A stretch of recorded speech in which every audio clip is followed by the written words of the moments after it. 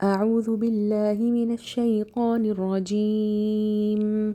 بسم الله الرحمن الرحيم.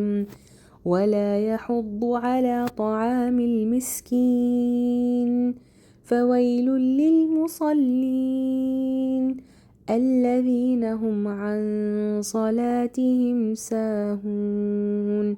صدق الله العظيم. الحمد للہ رب العالمین، الصلاۃ والسلام علی رسولہ الکریم وعلی آلہ وصحبہ اجمعین، اما بعد فاعوذ باللہ من الشیطان الرجیم، بسم اللہ الرحمن الرحیم۔ شروع کرتی ہوں اللہ رب العالمین کے نام کے ساتھ جو بڑا مہربان اور رحم فرمانے والا ہے۔ محترم و معزز سامعین کرام، السلام علیکم ورحمۃ اللہ وبرکاتہ۔ ابھی آپ تلاوت کلام پاک سماعت فرما رہے تھے۔ آئیے ہم سورہ ماعون کی ترجمے کی طرف چلتے ہیں۔ اللہ رب العالمین ارشاد فرماتا ہے، تم نے دیکھا اس شخص کو جو آخرت کی جزا و سزا کو جھٹلاتا ہے، وہی تو ہے جو یتیم کو دھکے دیتا ہے، مسکین کا کھانا دینے پر نہیں اکساتا۔ پھر تباہی ہے ان نماز پڑھنے والوں کے لیے جو اپنی نماز سے غفلت برتتے ہیں، جو ریاکاری کرتے ہیں اور معمولی ضرورت کی چیزیں لوگوں کو دینے سے گریز کرتے ہیں۔ سامعین اکرام، یہ وہ صورت ہے جو ایک مختصر سے اپنے جملوں کے درمیان، یعنی مختصر سے صورت ہمارے سامنے انسان کے اخلاقی اور سماجی رویوں کی نشاندہی کرتی ہے، اور اس میں بڑے پیارے انداز میں اخلاقی اچھائیوں کو ابھارنے اور جو ہماری برائیاں ہیں یا اخلاقی جو کمیاں ہیں اس کو دور کرنے کی اس میں کوشش کی گئی ہے۔ اس کے نتیجے میں معاشرہ مضبوط ہو سکتا ہے، اور اسی کے نتیجے میں انسانوں کے نامہ اعمال میں اضافہ ہوتا ہے، اور اسی کے نتیجے میں ہی انسان با اخلاق کردار کے ساتھ اپنی مشن کی تکمیل تک پہنچ سکتا ہے۔ اس لیے اس کے اندر مختصر انداز میں اخلاقی اور سماجی رویوں کی نشاندہی کر کے انسانوں کو اپنی صحیح رخ کی طرف گامزن کرنے میں مدد کی گئی ہے۔ ہم نے پچھلی بار 2 آیتوں پر بڑی مفصل گفتگو کی تھی۔ ایک یہ ہے کہ وہ اس شخص کے سلسلے میں مطلب اللہ رب العالمین نے پہلی آیت میں اشارہ فرمایا تھا جو آخرت کی جزا و سزا کو جھٹلاتا ہے، تو وہ کون ہے اور کس طرح جھٹلاتا ہے، اور جھٹلانے کے نتیجے میں کیا وعیدیں اس کے لیے بیان کی گئی ہیں، ان تفصیلات کو ہم نے دیکھا۔ اس کے بعد اللہ رب العالمین نے دوسری آیت کی طرف یوں ارشاد فرمایا، وہی تو ہے جو یتیم کو دھکے دیتا ہے۔ تو یتیم کے سلسلے میں نبی کریم صلی اللہ علیہ وسلم کی احادیث کریمہ اور آیات کریمہ کے ذریعے سے ہم نے بڑی مفصل گفتگو اس پر کی کہ یتیم کے ساتھ معاملہ حسن سلوک کرنے کے نتیجے میں کیا خوشخبریاں دی گئی ہیں، اور ان کو اگر ان پر ظلم و زیادتی کی گئی تو کیا وعیدیں سنائی گئی ہیں، وہ تفصیلات ہم نے پچھلی کلاس میں تفصیل کے ساتھ دیکھی ہے۔ آج ہم مطلب جو ہے تیسری آیت کی طرف چل رہے ہیں۔ وہاں اللہ رب العالمین ارشاد فرماتا ہے، وَلَا يَعُضُّ عَلَىٰ طَعَامِ الْمِسْكِينِ، اور مسکین کا کھانا دینے پر نہیں اکسا تھا۔ یہ جو آیت ہے، اللہ رب العالمین نے اس آیت میں ان لوگوں کی مذمت کی گئی ہے جو نہ خود ضرورت مندوں کی مدد کرتے ہیں اور نہ دوسروں کو ان نیک اعمال کی ترغیب دیتے ہیں۔ یہ رویہ خود غرضی، سنگ دلی اور اللہ کی دی ہوئی نعمتوں کی ناشکری کی علامت ہے، اس کی طرف اس میں اشارہ کیا گیا ہے۔ اس میں 3 طرح کی ترغیبات کے ساتھ اہم نکات بیان کیے گئے ہیں۔ ایک یہ ہے کہ اسلام انسان کو ان کے حقوق اور فرائض کی یاد دہانی اس میں کروائی گئی ہے۔ مسکینوں اور محتاجوں کی مدد کرنا ایک اہم سماجی فریضہ ہے، اس کو مطلب جو ہے دہرا کر انسانوں کو ذہن نشین کروایا گیا ہے۔ دوسرا اس میں ترغیب اس آیت میں دلائی گئی ہے کہ ذاتی عمل صرف مطلب اس میں جو اہم مطلب ترغیب جو ہے وہ یہ آیت صرف ذاتی عمل پر نہیں بلکہ دوسروں کو بھی نیکی کی طرف راغب کرنے کی اہمیت کو ظاہر اس میں کیا گیا ہے۔ تیسرا نقطہ اس آیت کے ذریعے سے جو بتایا گیا وہ یہ ہے کہ ایسے شخص کا کردار اس میں بیان کیا گیا ہے جو دل کی سختی اور ہمدردی کے فقدان کا شکار ہے، جو کہ اللہ کے نزدیک ناپسندیدہ مطلب جو ہے شخص اس میں گردانا گیا ہے۔ سامعین اکرام، اس ضرورت مندوں کی مدد اسلام کا ایک اہم اصول اور نیکی کا عظیم عظیم عمل ہے جو انسان کی اخلاقی اور روحانی ترقی کا ذریعہ بنتا ہے۔ سامعین کرام، قرآن اور احادیث میں ضرورت مندوں کی مدد کو نہ صرف فرض بلکہ اللہ تعالیٰ کے قرب کا ذریعہ قرار دیا گیا ہے۔ قرآن مجید کی دوسری آیتوں پر اگر نظر ثانی کر کے دیکھیں تو سورہ بقرہ آیت نمبر 177 میں اللہ رب العالمین ارشاد فرماتا ہے، اور مال خرچ کرے، چاہے وہ غریب ہوں، رشتہ دار ہوں، یتیم ہوں، مسکین ہوں، مسافر ہوں اور مانگنے والے ہوں۔ سامعین کرام، اسی طرح کی سورہ دہر آیت نمبر 8 اور 9 میں بھی اشارہ کیا گیا ہے۔ ترجمہ اس طرح بیان کیا گیا ہے، اور وہ مسکین، یتیم اور قیدی کو کھانا کھلاتے ہیں اور کہتے ہیں کہ ہم تمہیں صرف اللہ کی رضا کے لیے کھلاتے ہیں، ہم تم سے نہ بدلہ چاہتے ہیں اور نہ شکریہ۔ یہ وہ احادیث کریمہ ہے، یہ آیت کریمہ ہے جس کے ذریعے سے مجھے اور آپ کو مفصل روشنی ملتی ہے کہ یتیم کو کھانا کھلانے، ضرورت مندوں کی مدد کرنے اور ان کا ساتھ دینے، ان کا تعاون کرنے اور صدقہ و خیرات کرنے کی ترغیب ان آیتوں کے ذریعے سے بڑی تفصیل کے ساتھ ہمارے سامنے آتی ہے۔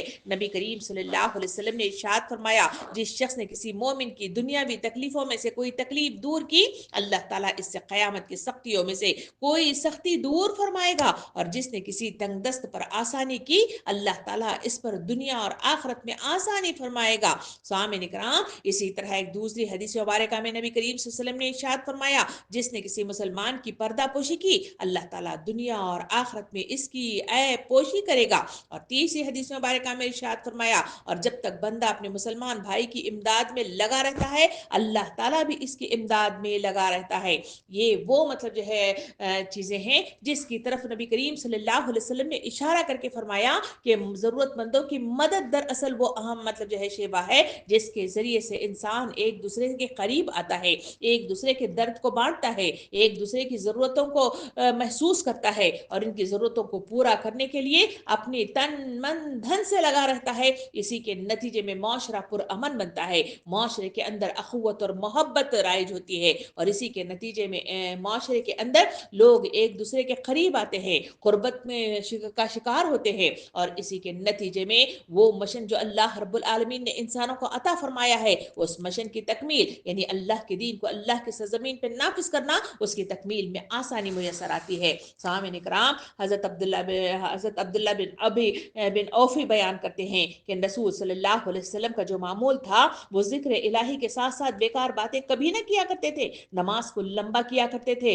خطبوں کو چھوٹا کیا کرتے تھے، اور بات کو برا جانتے نہیں تھے کہ کسی بیوہ اور مسکین کے ساتھ چلیں اور ان کا کام کریں۔ سامعین کرام، حضرت ابو جعفر بن ابی طالب کے سلسلے میں ہمارے سامنے یہ بات آتی ہے کہ وہ مسکینوں سے بہت زیادہ محبت کرتے تھے، ان کے پاس بیٹھتے تھے، ان سے بات کرتے تھے اور مساکین سے باتیں کرتے تھے، اور ان کی صفات کے باعث ہی نبی کریم صلی اللہ علیہ وسلم نے ان کی کنیت ابو المساکین رکھی تھی، یعنی مسکینوں کا باپ۔ سامعین کرام، یہ سیرت کے جھروکے مجھے اور آپ کو ترغیب دلاتے ہیں کہ مساکین اور ضرورت مندوں کی مدد اس وقت اسلام کی سب سے زیادہ اہم اصول اور نیکی کی عظیم عمل ہے جو انسان کی اخلاقی اور روحانی ترقی کا باعث بنتی ہے۔ سامعین کرام، مزید احادیث کی طرف ہم چلتے ہیں جہاں نبی کریم صلی اللہ علیہ وسلم نے اس پر کس طرح سے مطلب روشنی ڈالی ہے، اس کو اور دوسرے مطلب جو ہے پیرائے میں اس کو مطلب جو ہے جاننے کی کوشش کریں۔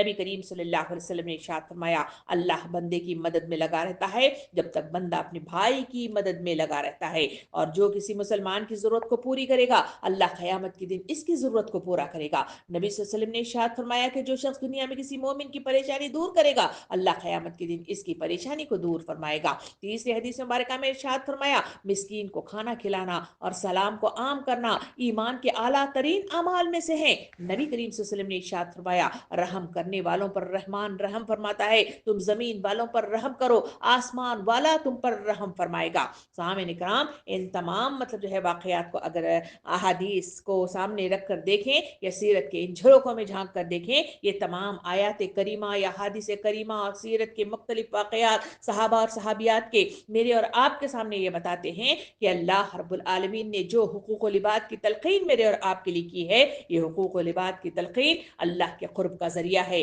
اللہ کو پہچاننے کا ذریعہ ہے، اللہ کے قریب جانے کا ذریعہ ہے، اور اسی کے نتیجے ہی میں انسان کے دل نرم پڑ جاتے ہیں، اور اسی کے نتیجے میں سختیاں دور ہو جاتی ہیں اور اللہ کے قریب پہنچ جاتے ہیں۔ واقعات کی طرف چلیں تو مدینہ مہینے کی طرف ہم دیکھیں کہ جہاں پانی کی قلت مطلب جو ہے وقت تھی، اور ایک یہودی کا کنواں تھا جس کے سلسلے میں آتا ہے کہ لوگوں کو پانی مہنگے داموں میں وہ بیچا کرتا تھا۔ حضرت عثمان رضی اللہ عنہ نے اس کنویں کو بڑی قیمت پر خرید لیا تھا اور اسے عوام کے لیے وقف کر دیا تھا۔ یہ وہ عظیم مطلب جو ہے کام تھا جس کے نتیجے میں ایسے ضرورت مندوں کی تکمیل جو کی گئی ہے، اسی میں مساکین کی مد آتی ہے۔ مساکین ضرورت مند وہ ہیں کہ جن کا مطلب جو ہے تشریح کی مد میں یہ ہمیں بتایا جاتا ہے کہ وہ لوگ خود تو مطلب جو ہے ضرورت مند ہوتے ہیں مگر اظہار نہیں کرتے، اپنی سفید پوشی کی وجہ سے لوگ ان کو پہچان نہیں پاتے۔ ایسے لوگوں کے قریب جانا، ان کی ضرورتوں کو پورا کرنا، یہ وہ مد ہے جو اس آیت کے ذریعے سے بڑی تفصیل کے ساتھ ہمارے سامنے آئی ہے۔ حضرت علی اور حضرت فاطمہ رضی اللہ عنہ کا ایک واقعہ بھی ہمارے سامنے آتا ہے کہ کہا جاتا ہے کہ وہ 3 نفل روزے مطلب جو ہے کا ارادہ کر چکی تھی اور انہوں نے 3 روزے رکھے تھے۔ ان روزوں کے سلسلے میں تاریخ کے صفحات میرے اور آپ کے سامنے یہ بات لے آتے ہیں کہ انہوں نے روزے رکھے اور روزے کے لیے افطار کے لیے مطلب جو ہے بیٹھنے لگے۔ تینوں دن کا واقعہ بتایا جاتا ہے کہ ان کے پاس کھانے کے لیے صرف چند کھجوریں تھیں اور چند مطلب جو تھوڑا سا کھانا تھا جس کے ذریعے سے وہ افطار کرنا چاہ رہے تھے، مگر ہوا تھا کہ تینوں دنوں کے درمیان میں ایک دن مسکین آیا، ایک دن یتیم آیا، ایک دن قیدی آیا اور آ کے ان کے دروازے پر کھڑا ہو کر اس نے سوال کر دیا تھا۔ ان دونوں نے اپنا کھانا اٹھا کر اسے دے دیا تھا اور خود پانی پی کر انہوں نے روزہ کھولا، دوسرے دن کا روزے کا مطلب جو ہے ارادہ کر لیا۔ اس طرح مطلب جو ہے انہوں نے 3 روزے مکمل کر لیے تھے۔ اسی کے نتیجے میں سورہ دہر آیت نمبر 8 کی یہ آیت اتری تھی جس کا ترجمہ کچھ اس طرح ہے، اور وہ اللہ کے نیک بندے کھانے کو ان کی محبت کے باوجود مسکین، یتیم اور قیدی کو کھلاتے ہیں۔ یہ واقعات مجھے اور آپ کو حقوق و لباد کی تلقین کرتے ہیں اور اس کی ترغیب دلاتے ہیں۔ ایک اور واقعے کی طرف چلے جہاں عبداللہ بن عباس رضی اللہ عنہ کے سلسلے میں آتا ہے کہ وہ رمضان میں اپنی مطلب جو ہے جود اور سخاوت میں بہت مشہور تھے۔ وہ ضرورت مندوں کی مدد کرتے تھے، ان کے لیے کھانے کا انتظام کرتے تھے۔ رسول صلی اللہ علیہ وسلم نے ان کے تعلق سے فرمایا، سب سے بہترین انسان وہ ہے جو دوسروں کو فائدہ پہنچاتا ہے۔ سامعین کرام، قرآن مجید کے اندر حضرت ابو طلحہ کا واقعہ تو آپ کو معلوم ہی ہے، وہ واقعہ جو بڑا مشہور واقعہ ہے، اسی کے نتیجے ہی میں آسمان سے ان کے لیے مطلب جو ہے آیات کا نزول ہوا تھا۔ اور وہ واقعہ کیا تھا؟ وہ واقعہ تھا کہ رسول صلی اللہ علیہ وسلم کی محفل میں کوئی ایک مہمان آتا ہے، اس مہمان کے سلسلے میں نبی کریم صلی اللہ علیہ وسلم صحابہ کرام سے پوچھتے ہیں کہ تمہارے پاس کوئی ہے جو اس کو کھانا کھلائے۔ خود نبی کریم صلی اللہ علیہ وسلم کے گھروں کے سلسلے میں یہ تفصیلات آتی ہیں کہ ان کے گھر، نبی کریم صلی اللہ علیہ وسلم کے گھر میں بھی کئی دنوں سے کھانا موجود نہیں تھا۔ ایسے وقت میں نبی کریم صلی اللہ علیہ وسلم نے پوچھا اور ان میں حضرت ابو طلحہ تھے جو اٹھ کر کھڑے ہوئے کہا کہ میں انہیں کھانا کھلاؤں گا۔ وہ واپس مہمان کو لے آئے، اپنی بیوی سے پوچھا اور بیوی نے کہا کہ ہمارے پاس مطلب جو ہے خود کھانے کے لیے نہیں ہے مگر ہمارے بچوں کے لیے کچھ تھوڑا سا کھانا ہے جن کے لیے میں نے اٹھا کر رکھا ہے۔ آپ رضی اللہ عنہ نے کہا کہ انہیں مطلب جو ہے بہلا پھسلا کر سلا دو اور مہمان کے سامنے وہ کھانا رکھو، اور جب کھانا مطلب جو ہے کھانے کے لیے بیٹھے تو بتی کو بجھا دینا اور اپنے سامنے برتن پر مطلب جو ہے ہاتھ مارنا تاکہ مطلب جو ہے مہمان کو نہ لگے کہ ہم کھانا نہیں کھا رہے ہیں، وہ اطمینان سے کھانا کھا لے، ہم مطلب جو ہے کھانا نہیں کھائیں گے۔ معاملہ یہی کیا گیا، اسی کے نتیجے ہی میں مطلب جو ہے خوشخبریوں کے ساتھ آسمان سے مطلب جو ہے آیات کا نزول ہوا تھا۔ یہ واقعات مجھے اور آپ کو بتاتے ہیں کہ حقوق و لباد کی تلقین مطلب جو ہے کس طرح کی گئی ہے۔ یہ وہ حقوق و لباد ہے جس کے نتیجے میں انسان ایک دوسرے سے قریب آتا ہے، ایک دوسرے سے محبت میں جڑ جاتا ہے، ایک دوسرے سے جیسے اخوت کا رشتہ مطلب جو ہے باندھ لیتا ہے۔ سامعین اکرام، یہ واقعات اور احادیث ہمیں سکھاتے ہیں کہ ضرورت مندوں کی مدد کرنا ایمان کا حصہ اور اللہ کی رضا کا ذریعہ ہے۔ ہمیں اپنے مال، وقت اور وسائل کا کچھ حصہ ان لوگوں کے لیے وقف کرنا چاہیے۔ یہی تلقین اس آیتوں کے ذریعے سے کی گئی ہے۔ جو مشکلات کا شکار ہوتے ہیں ان کی مدد حقوق اللباد کہلاتی ہے۔ ایثار و قربانی اسلام کی اعلیٰ ترین اخلاقی اقدار ہیں جو انسان کے دل کو नर्म और समाज को मजबूत और अल्लाह के करीब मतलब जो है इंसानों को ले जाती हैं। ये अमल दुनिया और आखिरत दोनों में बेशुमार फवाइद का बाइस बनता है।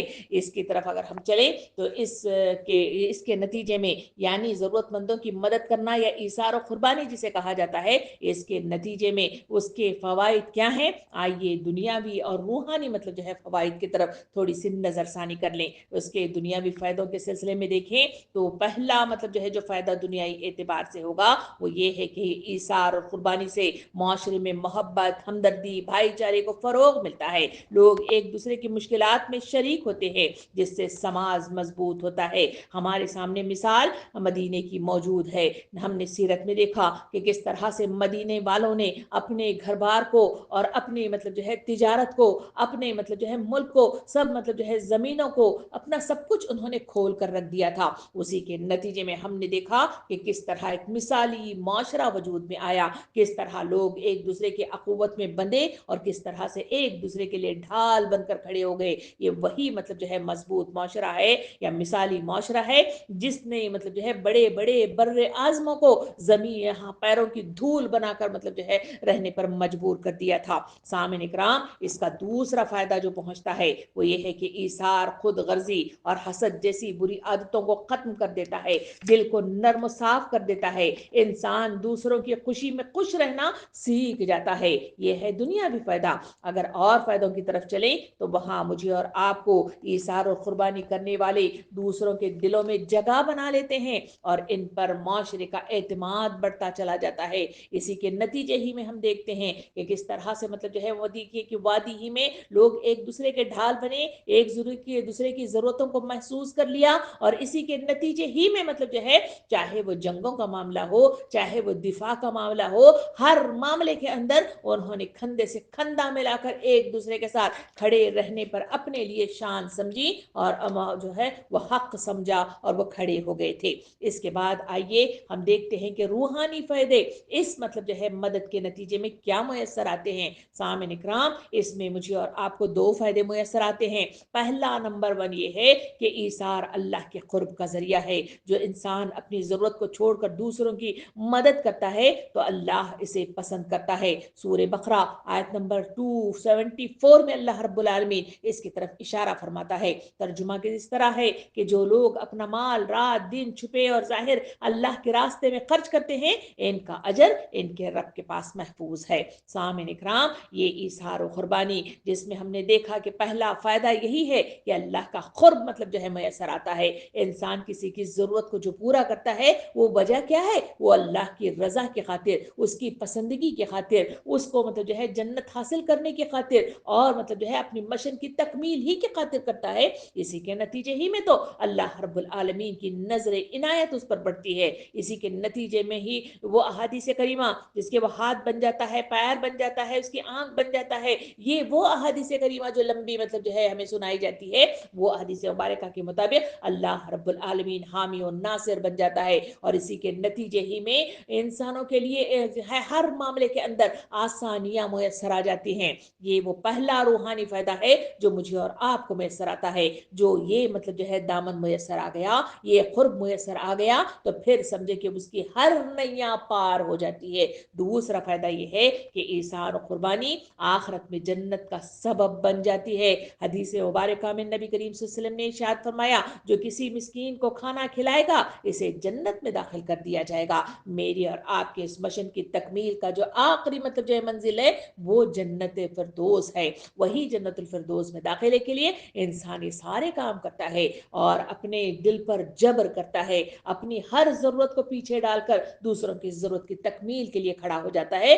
इसी के लिए तो मतलब जो है ये मेरे और आपके लिए फायदा है कि वो जन्नत में दाखिल होने का सबब बन जाती है, आसानी बन जाती है और जरिया बन जाती है। इसके बाद हम आइए देखते हैं कि इस मदद के नतीजे में अखलाकी फवाइद हमारे लिए क्या मुयसर आते हैं, यानी इसके नतीजे में शख्सियत कैसी हमारी बन जाती है, इसके नतीजे में हमारा किरदार कैसे सामने आता है, उस पर भी एक नजर डालते हुए चले। सामिन इकराम, ईसार इंसानों में सब्र पैदा करता है, हौसला पैदा करता है, दूसरों के लिए कुर्बानी का जज्बा पैदा करता है जो इनकी शख्सियत को निखार देता है। सामिन इकराम, इंसान जब अल्लाह के रास्ते में यानी इन मतलब जो है मजबूर, बेकस और जो है مسکین لوگوں کی طرف توجہ کرتا ہے، ان کے لیے اپنا سب کچھ قربان کرتا ہے، تو ظاہری بات ہے اپنی ضرورتیں شیطان کے مختلف پھیلائے ہوئے فریب اور یہ دنیا کی چکا چونچ کر دینے والی مغناطیسی طاقت اسے اپنی طرف ضرور کھینچتی ہے، ویسے وقت میں صبر ہی اس کے لیے بہترین ذریعہ بنتا ہے۔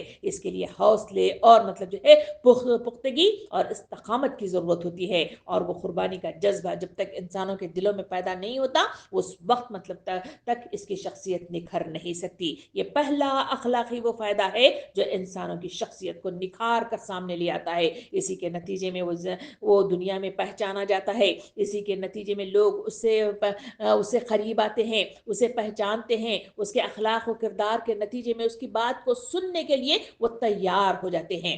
دوسرا فائدہ اس سے جو اخلاقی میسر آتا ہے وہ یہ ہے کہ اظہار کرنے والا شخص دوسروں کے لیے نمونہ بن جاتا ہے، جب اس کی طرف دیکھتے ہیں، اس کی وہ ضرورتوں کو پورا کرتے ہوئے دوڑ و دھوپ اس کی دیکھتے ہیں، تو انسانوں کے دلوں کے اندر محبت پیدا ہو جاتی ہے، پھر اس کا وہ کردار ان کے لیے نمونہ بن جاتا ہے، لوگ انہیں آئیڈیل تصور کرتے ہیں اور اسی تصورات کے ساتھ وہ اپنے آپ کو اس کے کردار کے مطابق اپنے آپ کو ڈھالنے کی کوشش کرتے ہیں۔ سامعین کرام، لوگ اس سے متاثر ہو کر نیکی کی طرف مائل ہوتے ہیں، یعنی نیکی کا جو پرچار ہے وہ قول کے ذریعے سے، اور دوسرا عمل کے ذریعے سے، اور تیسرا اپنے کردار کے ذریعے سے اس کا کام ہوتا ہے۔ اور یہ جو اخلاقی فائدہ ہے اثار و قربانی کا وہ ہے اپنے کردار کے ذریعے سے نیکی کی تلقین کرنا اور لوگ اس کی طرف مائل ہو جانا، یہ وہ اخلاقی فائدہ ہے جو اس کے ذریعے سے میسر آتا ہے۔ تیسرا فائدہ مجھے اور آپ کو اس اخلاقی فوائد میں جو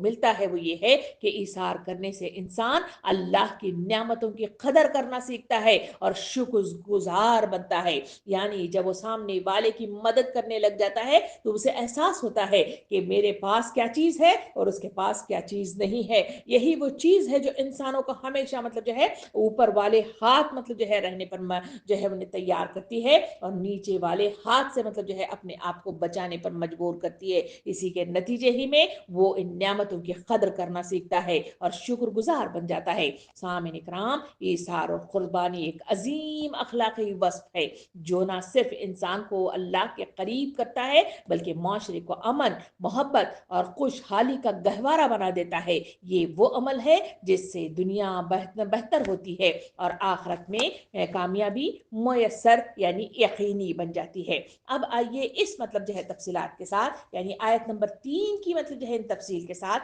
ہم آیت نمبر 4 کی طرف چلتے ہیں۔ اللہ رب العالمین ارشاد فرماتا ہے کہ تباہی ہے ان نماز پڑھنے والوں کے لیے، یعنی یہ آیت نمبر 4 ہے جس میں اظہار کیا گیا ہے کہ فَوَيْلٌ لِّلْمُصَلِّينَ، یعنی تباہی ہے ان نماز پڑھنے والوں کے لیے۔ اس آیت میں اللہ رب العالمین نے ان لوگوں کے لیے وعید بیان کی ہے جو نماز تو پڑھتے ہیں لیکن اس میں خلوص، اخلاص اور صحیح نیت نہیں ہوتی، وہ نماز کو محض دکھاوے کے لیے یا سستی کے لیے ادا کرتے ہیں۔ سامعین کرام، جہاں ہم نماز کی بات کر رہے ہیں، یہ فرائض میں سے ایک فرض ہے، اور ایک فرض نبی کریم صلی اللہ علیہ وسلم نے ارشاد فرمایا یہ دین کا ستون ہے، جس نے اس کو ڈھایا اس نے دین کو ڈھا دیا۔ یہ مجھے اور آپ کو یہ حدیث کریمہ بتاتی ہے کہ انسان کا یہ ایمان اور یہ اسلام کی وہ بنیاد اگر قائم رہ سکتی ہے تو نماز ہی سے قائم رہتی ہے۔ اسی کی طرف سے یہاں پہ اشارہ کیا گیا کہ تباہی ہے ان پڑھنے والوں کے لیے، یعنی ویل ایک ایسا سخت وعید ہے جو ہلاکت، عذاب یا جہنم کی وادی کو ظاہر کرتی ہے۔ اس آیت کا مقصد نماز کی روح، اس کی اہمیت کو اجاگر کرنا ہے، یعنی نماز ایک ایسی ہو جو دل کی گہرائیوں سے اللہ کی رضا کے لیے ادا کی جائے۔ سامعین کرام، نبی کریم صلی اللہ علیہ وسلم نے ارشاد فرمایا نماز اس طرح پڑھو کہ خدا تمہیں دیکھ رہا ہے، یا اس طرح پڑھو کہ تم اسے دیکھ رہے ہو۔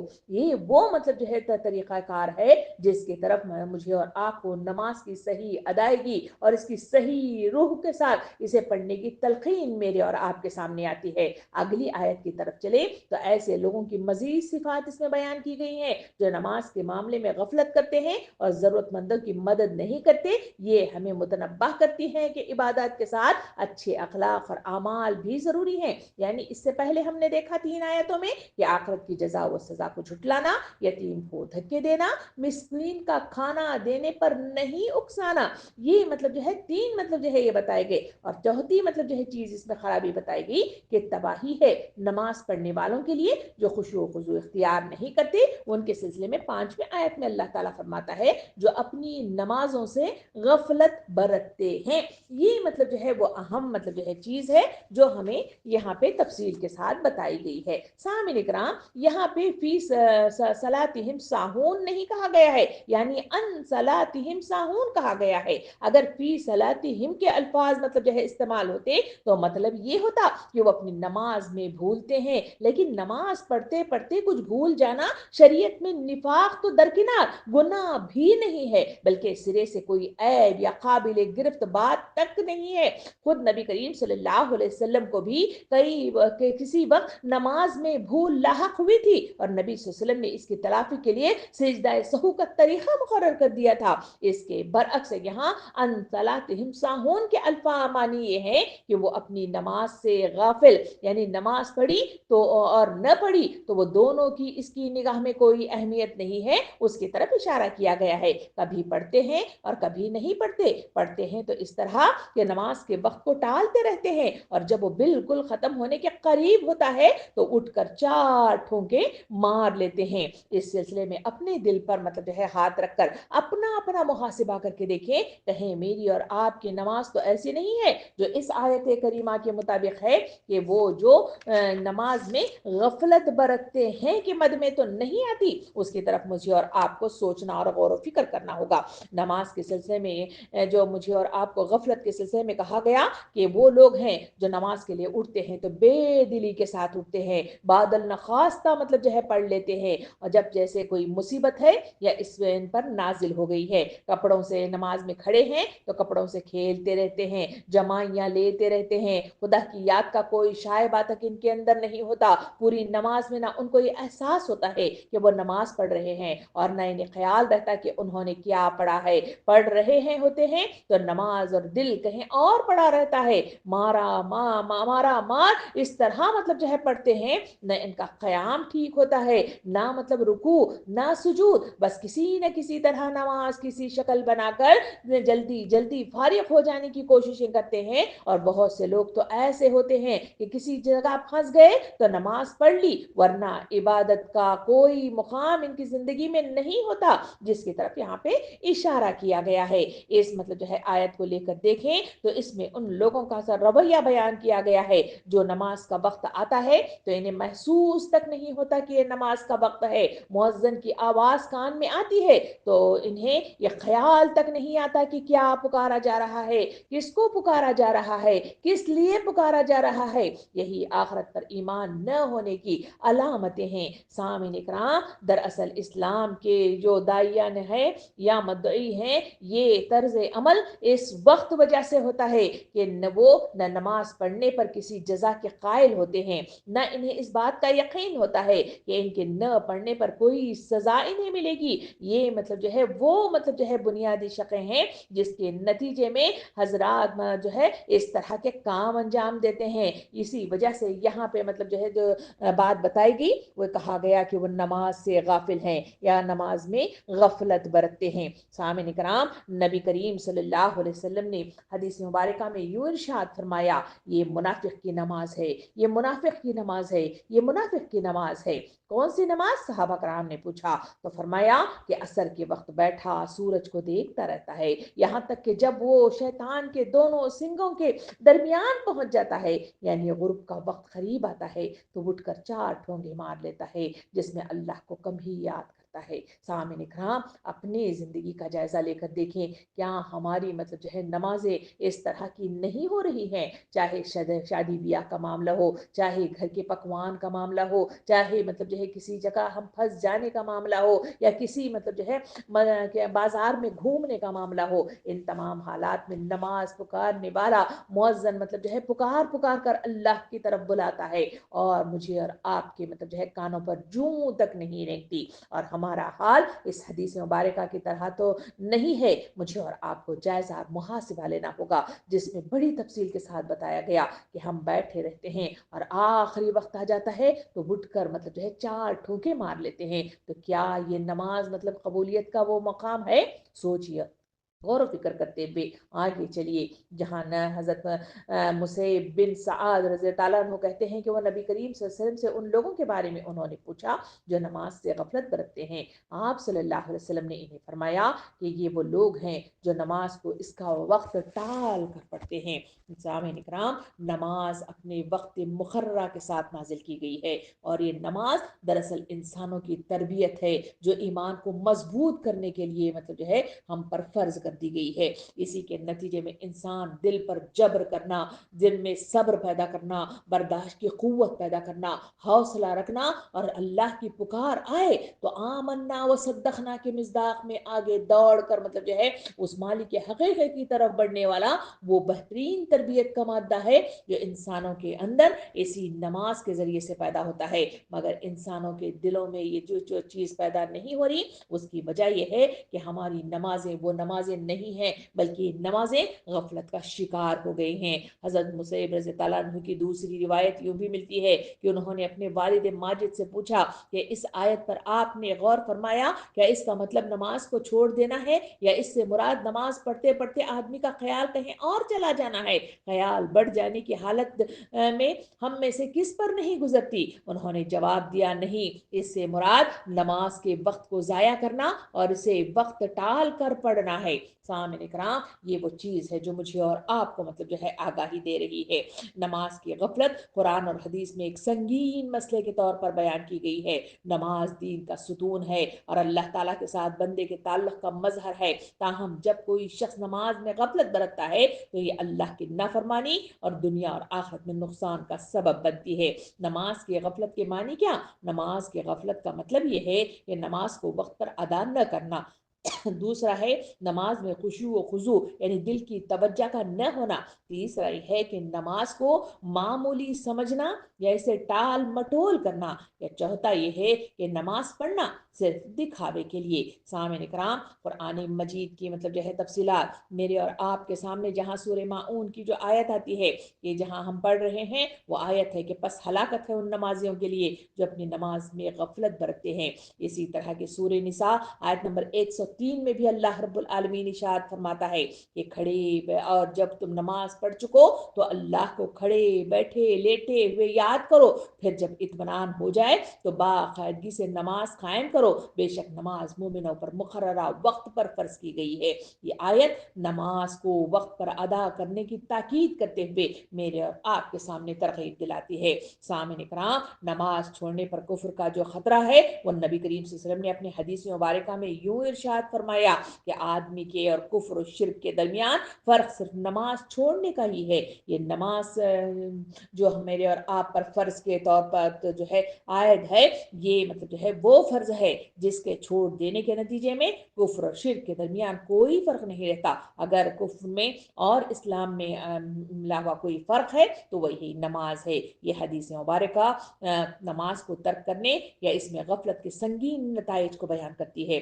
سامعین کرام، ایک اور حدیث مبارکہ میں نبی کریم صلی اللہ علیہ وسلم نے ارشاد فرمایا یہ وہ نماز ہے جو منافق پڑھتے ہیں، وہ سورج کے قریب غروب ہونے تک بیٹھے رہتے ہیں، پھر جلدی جلدی 4 رکعتیں پڑھتے ہیں، اس میں اللہ کا ذکر کم ہی ہوتا ہے. یہ نماز میں تاخیر کرنے والوں کے لیے عذاب کی وعید مطلب دے دیتی ہے. اور تیسرا یہ ہے کہ قیامت کے دن پہلا سوال اسی نماز کے سلسلے میں ہوگا. اس کے سلسلے میں بھی نبی کریم صلی اللہ علیہ وسلم نے حدیث مبارکہ میں ارشاد فرمایا کہ قیامت کے دن بندے سے سب سے پہلے نماز کے بارے میں سوال ہوگا. اگر وہ درست نکلا تو باقی اعمال بھی وہ درست ہوں گے اور اگر وہ خراب نکلی تو باقی اعمال بھی خراب ہوں گے. سامعین کرام، یہ وہ چیز ہے جس کی ترغیب مجھے اور آپ کو دلائی گئی ہے کہ نماز میں غفلت نہ برتو، اس سے لاپرواہ نہ ہو جاؤ، اسے مطلب جو ہے ٹال مٹول نہ کرو، وقت کی ادائیگی کے ساتھ صحیح طریقے سے ادا کرو، ورنہ غفلت کا شکار انسان نہ مطلب جو ہے اس سے فائدہ اٹھاتا ہے دنیاوی اعتبار سے بھی نہ ہی اخروی اعتبار سے بھی. اب ہم مطلب جو ہے اس کو دیکھیں کہ نماز نماز میں غفلت کے اسباب آخر کون سے ہیں، کیا وجوہات ہیں، کیا اسباب ہیں جو اس نماز میں انسانوں کو غفلت برتنے پر مطلب جو ہے تیار کر رہے ہیں۔ سامعین اکرام، اس میں پہلی مطلب جو ہے اس کا سبب جو میرے اور آپ کے سامنے آتا ہے وہ یہ ہے کہ دنیاوی مشاغل اور مال و دولت کی محبت نے انسانوں کو اتنا غرقاب کر دیا ہے کہ وہ پکار اٹھتا ہے کہ وقت مجھ کو نہیں بندگی کے لیے، وقت مجھ کو نہیں بندگی کے لیے، بندگی چھوڑ دی زندگی کے لیے۔ کیا یہی بس مسلمان کی پہچان ہے؟ سامعین اکرام، یہ وہ مشاغل ہیں جو انسانوں کو مصروف رکھتے ہیں۔ اپنی زندگی کا جائزہ لے کر دیکھیں، ہمیں مطلب جو ہے پکوان کی وہ مصروفیات، یا ہمیں بچے سنبھالنے کی وہ مصروفیات، یا مطلب جو ہے بازار جانے کی وہ مصروفیات، ان مصروفیات میں اتنا مطلب جو ہے ہم پھنس جاتے ہیں کہ نماز کی ادائیگی میں ہمیشہ غفلت کا شکار ہو جاتے ہیں۔ دوسری مطلب جو ہے جو وجہ یا سبب میرے اور آپ کے سامنے مطلب جو ہے آتا ہے وہ یہ ہے کہ اس غفلت کا وجہ یہ ہے کہ ایمان کی کمزوری اور آخرت کی یاد کا فقدان ہے۔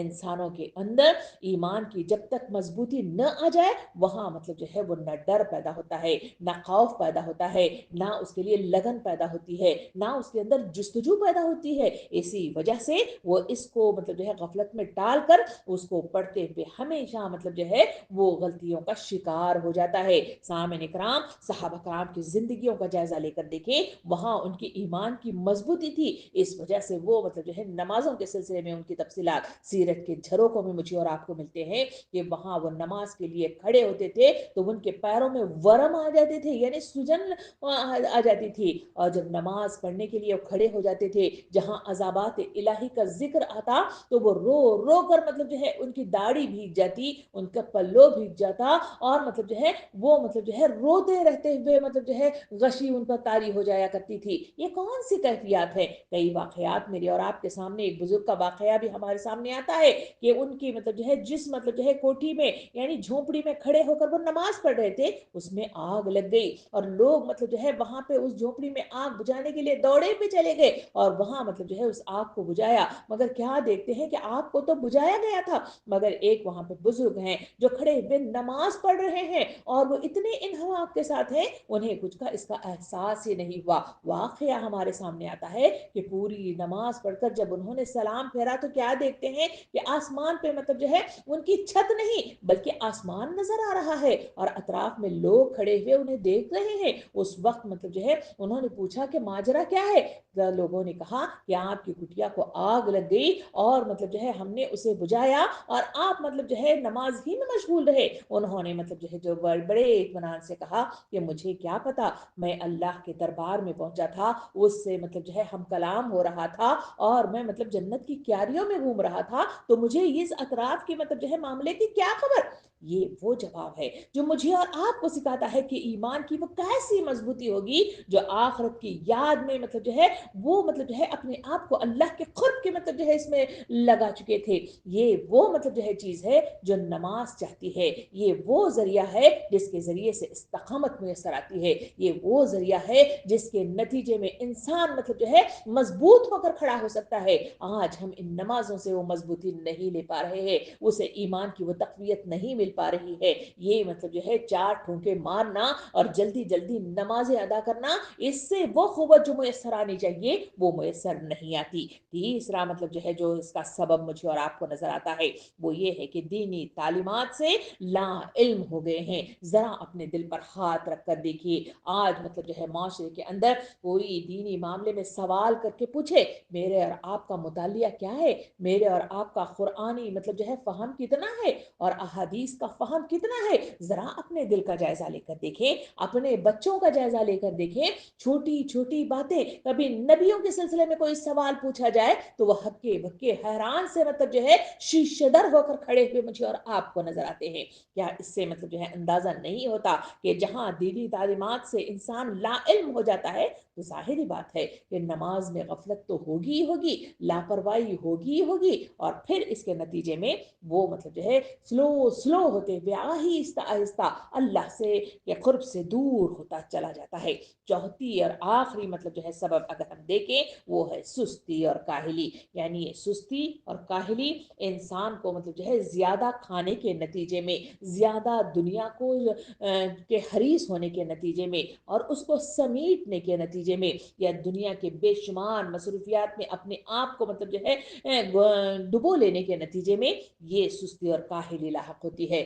آج میری اور آپ کی زندگیوں کا جو معاملہ ہے وہ انہی مطلب جو ہے چیزوں کے ساتھ جڑا ہوا ہے۔ اسی وجہ سے سستی اور کاہلی مجھے اور آپ کو ان مطلب جو ہے نمازوں سے غافل کر رہی ہے۔ اس کے نہ وقت پر میری اور آپ کی ادائیگی ہوتی ہے اور نہ صحیح مطلب جو ہے خشوع و خضوع کے ساتھ ادا ہوتی ہے، اور نہ ہی مطلب جو ہے اس کے اندر جو فہم مجھے اور آپ کو ملنا چاہیے اس کی صحیح ادائیگی کے ساتھ مجھے اور آپ کو میسر نہیں آتی۔ سامعین کرام، غفلت سے مجھے اور آپ کو اس کی طرف توجہ مطلب جو ہے دینی چاہیے، کیونکہ نماز دین کا ستون ہے۔ اس میں غفلت ایمان میں کمزوری اور آخرت میں نقصان کا سبب بنتی ہے۔ اسی لیے ہر مسلمان کو چاہیے کہ نماز کی اہمیت کو سمجھے، اسے وقت پر ادا کرے اور اس میں خشوع و خضوع پیدا کرے تاکہ اللہ کی رضا حاصل ہو اور دنیا اور آخرت میں کامیابی میسر آ جائے۔ نماز میں غفلت کے اسباب میرے اور آپ کے سامنے بڑی مطلب جو ہے اس کے ساتھ آئے ہیں کہ جہاں ہم نے دیکھا کہ دنیاوی مشغلے اور مال و محبت کی جو محبت ہے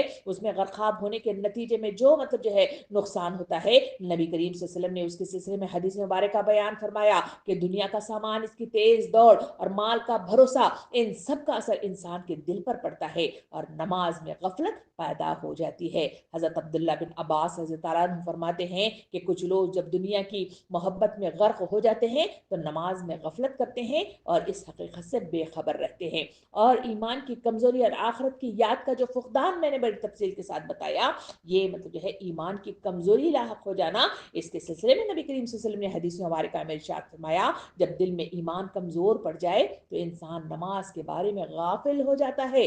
حضرت عمر بن خطاب رضی اللہ عنہ کا فرمان ہے کہ جب دل اللہ کی یاد سے غافل ہو جاتا ہے تو وہ نماز کو تیز تیز اور بے دلی سے پڑھتا ہے۔ اس کو محسوس کر کے دیکھیں، اس کو سمجھنے کی کوشش کریں کہ میرا اور آپ کا معاملہ کیا ہے، میرا اور آپ کا آئینہ مطلب جو ہے کیا بتا رہا ہے۔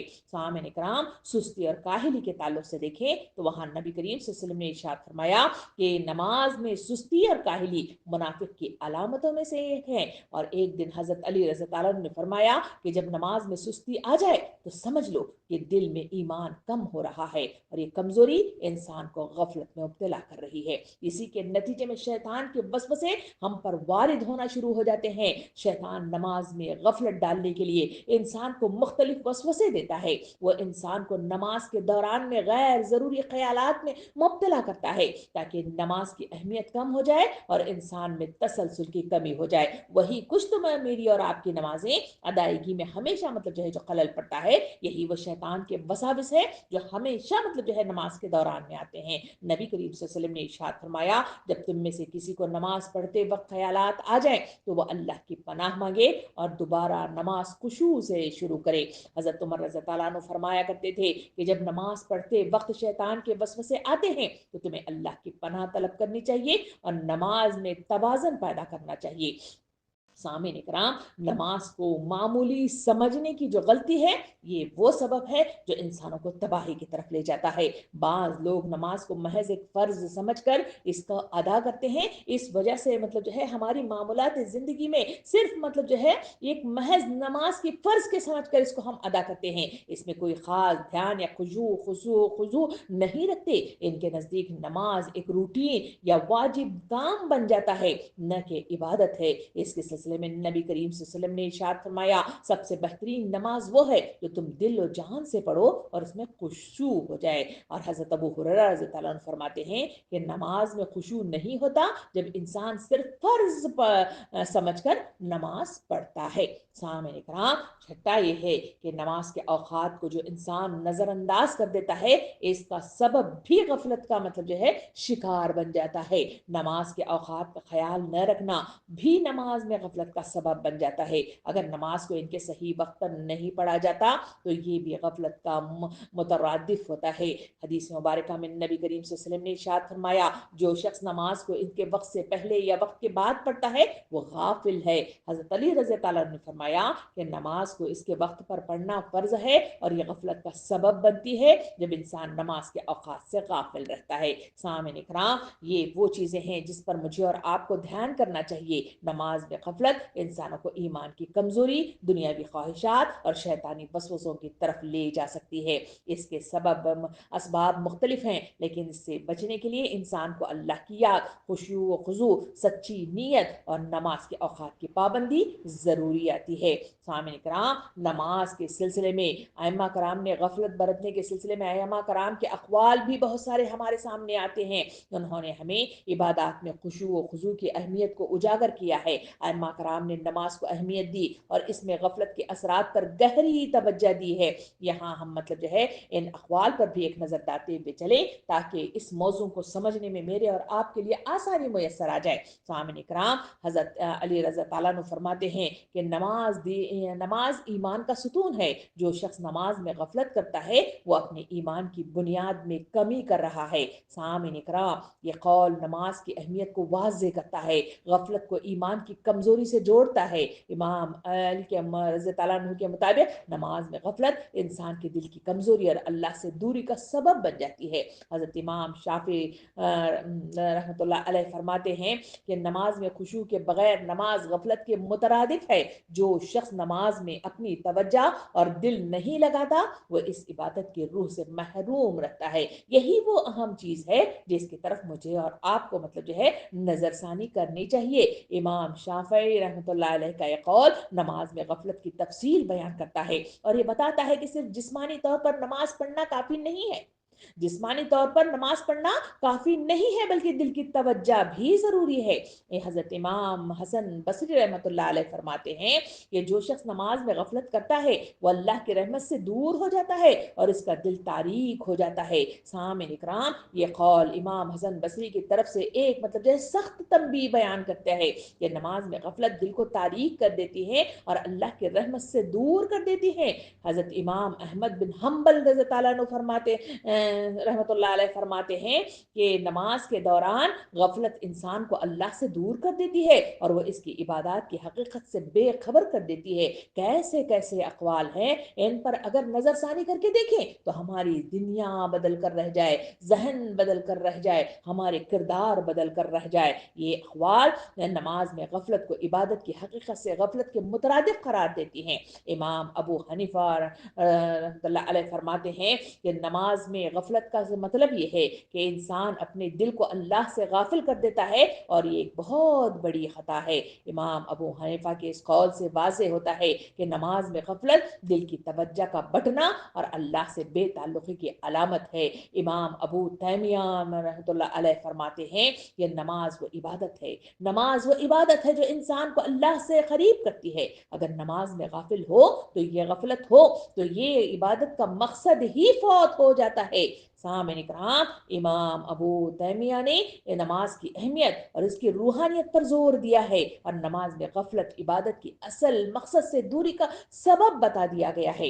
इमाम मालिक रहमतुल्लाह अलैह फरमाते हैं कि नमाज में गफलत दिल की बीमारी है और ये बीमारी इंसान को आखिरत में अजाब की तरफ ले जा सकती है। सामईन इकराम, इमाम मालिक ने इस कौल में नमाज की गफलत को दिल की बीमारी से तशबीह दे दी जो इंसान के रूहानी और नुकसान का बायस बनती है। सामईन इकराम, नमाज में गफलत पर अइम्मा कराम की ये अखबार एक पैगाम है कि नमाज को इबादत की रूह के साथ पढ़ना जरूरी है। अगर इंसान नमाज में गफलत करता है तो वो अपनी रूहानी तरक्की से महरूम रहता है और अल्लाह से दूर हो जाता है। अइम्मा की ये अखबार हमें सिखाते हैं कि नमाज में खुशू और खुजू और दिल की तवज्जो और अल्लाह की कुर्बत का एहसास बहुत ज़रूरी है ताकि ताकि नमाज का मकसद हासिल हो सके। सामईन इकराम, हम मतलब जो है नमाज की गफलत पर अगर तो थोड़ा सा तारीखी वाक़यात पर एक नज़र डालते हुए चले तो बात को तकमील होने में आसानी मैसर आ जाती है। हज़रत उस्मान बिन अफ़्फ़ान रज़ी अल्लाह अन्हु का वाक़या हमें मतलब जो है इस तरह मिलता है इनकी रिवायत हमें मिलती है कि उन्होंने एक बार कुरान पढ़ते हुए इतनी देर तक नमाज पढ़ी कि इनके कदम सूज गए थे। इनसे पूछा गया कि आप इतनी देर नमाज क्यों पढ़ी? तो हज़रत उस्मान रज़ी अल्लाह तआला अन्हु ने फरमाया, मैं इसमें गफलत महसूस नहीं करता, अगर मैं कदम सूज गए हैं तो मैं इस तकलीफ को अल्लाह की रज़ा के लिए बर्दाश्त कर रहा हूँ। सामईन इकराम, ये वाक़या बताता है कि सहाबा कराम नमाज को इतनी अहमियत देते थे और इसमें गफलत में कोई गुंजाइश नहीं रखते थे। इसी वजह से उन्हें जन्नत की बशारतें मतलब जो है मिली हैं। सामईन इकराम, हज़रत उमर बिन खत्ताब रज़ी अल्लाह अन्हु की एक मशहूर रिवायत है कि एक बार इनके पास किसी शख्स ने आकर कहा कि वो नमाज के बारे में गफलत कर रहा है। हज़रत उमर रज़ी अल्लाह अन्हु ने फौरन इसे समझाया कि नमाज में गफलत वो नहीं है जो नमाज नहीं पढ़ता, नमाज में गफलत वो नहीं है जो नमाज नहीं पढ़ता, बल्कि गफलत वो है जो नमाज पढ़ते हुए दिल को इसमें नहीं लगाता। ये वाक़या मुझे और आपको बताता है कि नमाज में गफलत सिर्फ नमाज को छोड़ने तक महदूद नहीं है, बल्कि दिल की तवज्जो का भी अहमियत रखता है। हज़रत अली रज़ी अल्लाह अन्हु के नमाज के बारे में आता है कि वो हज़रत अली फरमाते हैं कि जो शख्स नमाज के वक्त गफलत करता है वो अल्लाह से दूर हो जाता है और उसका दिल तारीक हो जाता है। हज़रत अबू हुरैरा रज़ी अल्लाह अन्हु के सिलसिले की रिवायत ये मिलती है कि एक शख्स जब नमाज के दौरान में गफलत का शिकार था और इसका दिल नमाज में मशगूल नहीं था, तो हज़रत अबू हुरैरा रज़ी अल्लाह अन्हु इससे कहा कि अगर तुम नमाज में दिल लगा कर पढ़ो तो तुम्हारी नमाज तुम्हारे लिए फ़ायदामंद होगी, वरना ये तुम्हारे लिए सिर्फ जिस्मानी हरकत होगी। इस मतलब जो है चीज़ को अपने पे मतलब जो है लागू करके देखें, क्या मेरी और आपकी नमाजें फ़ायदा दे रही हैं? क्या उसके नतीजे में जो फ़ायदे मुयस्सर आना चाहिए दुनियावी एतबार से, अखलाकी एतबार से, उखरवी एतबार से, क्या वो मुयस्सर हैं? ये वो सवाल है जो मुझे और आपको अपने दिल पर हाथ रख कर पूछना होगा।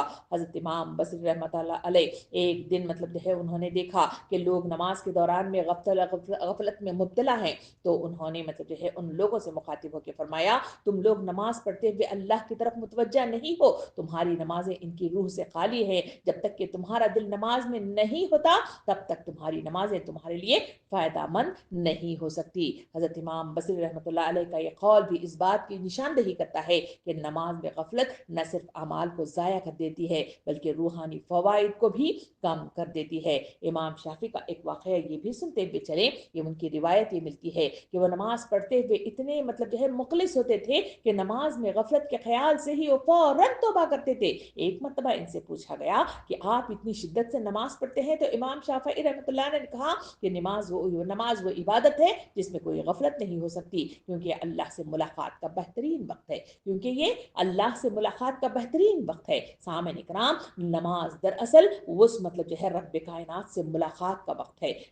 नमाज दरअसल उससे मतलब जो है गुफ्तगू का वक्त है। नमाज दरअसल वो मतलब जो है तवज्जो का वक्त है और वो गुजारिशात के रखने का वक्त है। इंसान के मुखलिस होने का वो इजहार है जो नमाज के जरिए से किया जाता है। इसी वजह से इसमें गफलत किसी तरह भी मतलब जो है बर्दाश्त नहीं होती। इन तमाम बातों के निचोड़ के साथ अगर आज की आयत की तरफ अगर नजरसानी करके देखें तो ये आयत मुझे और आपको बताती है कि जब इंसान के दिलों के अंदर आखिरत की जजा व सजा के सिलसिले में वो चीज़ जो पैदा होनी चाहिए, वो उखरवी मतलब जो है फैसले के उस निज़ाम के सिलसिले में नज़र रखनी चाहिए, वो अगर कमज़ोर पड़ जाए तो फिर मतलब जो है खराबियाँ एक एक करके मतलब जो है उसके अंदर पैदा होने लगती हैं कि वो यतीम को धक्के देता है, मिस्कीन का खाना नहीं देता और ना मतलब जो है उकसाता है, बल्कि मतलब जो है हुकूकुल इबाद के साथ साथ हुकूकुल्लाह के सिलसिले में भी गफलत बरतता है और उसमें नमाज में गफलत बरतता है। वो नमाज जहाँ अल्लाह से मुलाकात, उससे गुफ्तगू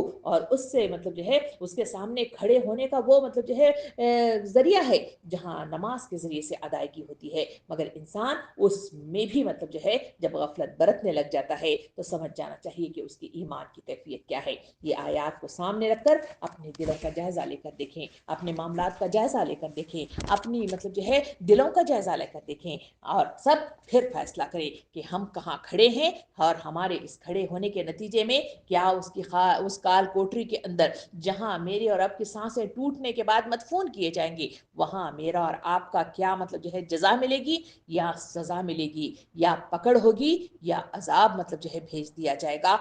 ये वो मतलब बातें हैं जो खुद फैसला करने के हैं और खुद मतलब जो है इनफरादी एतबार से हम अपनी इस्लाह के लिए हैं। जो इस्लाह कर लेगा वो कामयाब होगा, जो इस्लाह न करेगा और इसे नज़रअंदाज करेगा या पसे पुश डाल देगा तो फिर इसका اللہ ہی حافظ ہے. اور پھر وہاں واپس جانے کے بعد نہ انسان واپس آ سکتا ہے، نہ وہاں کی حسرت اسے کام دے سکتی ہے، نہ وہاں اس کا پچھتاوا کام دے سکتا ہے، اور نہ وہاں اس کا گڑ گڑانا کا مطلب جو ہے کام دیتا ہے، بلکہ وہاں پکڑ کر جہنم کی دہکتی ہوئی آگ کا ایندھن بنا دیا جاتا ہے. ساتھیوں آگے بڑھیے اور اپنے اس مطلب جو ہے زندگی کے اندر عزائم کے ساتھ اٹھیے کہ یہ آیات میرے اور آپ کے لیے پیغام دیتی ہیں، یہ آیات ایک روڈ میپ ہیں، یہ آیات میری اور آپ کی رہنمائی عطا کرتی ہیں، یہ آیات مجھے اور آپ کو صحیح رخ کے ساتھ سوچنے پر مجبور کرتی ہیں. یہ ان لوگوں کے لیے ہے جو مخلص ہوتے ہیں، اخلاص کے ساتھ آگے بڑھتے ہیں اور صحیح معنی میں اسے مطلب جو ہے عکس کرنے کے لیے، اسے جذب کرنے کے لیے اٹھتے ہیں. ویسے لوگوں کے لیے ہی یہ راہ راست کی طرف گامزن ہونے میں مدد دیتی ہے. ہم کیا ہیں اور کیسے ہیں اسے خود فیصلہ کیجئے اور عزائم کے ساتھ اٹھیے اور اٹھ کر اپنے آپ کو تبدیل کرنے کی کوشش کیجئے، کیونکہ وقت وہ قریب نہیں ہے جہاں میرا اور آپ کا بلاوا کتنے فاصلے پر کھڑا ہے ہمیں نہیں معلوم. اس کے آنے سے پہلے اپنی اصلاح اور اپنے دامن کو صاف اور اپنے نامہ اعمال کو نیکیوں سے بھرنا وقت کی ضرورت ہے، وقت کا شعور ہے اور وہ احساس ہے. اللہ رب العالمین سے دعا ہے کہ مجھے اور آپ کو سوچنے سمجھنے والا دل عطا فرمائے، سمجھنے والی عقل عطا فرمائے، صحیح فیصلہ کرنے والی مطلب جو ہے شوق اور لگن عطا فرمائے، اور مجھے اور آپ کو کہنے سننے سے زیادہ عمل کرنے کی توفیق عطا فرمائے. آمین. وآخر الدعوانا ان الحمد للہ رب العالمین.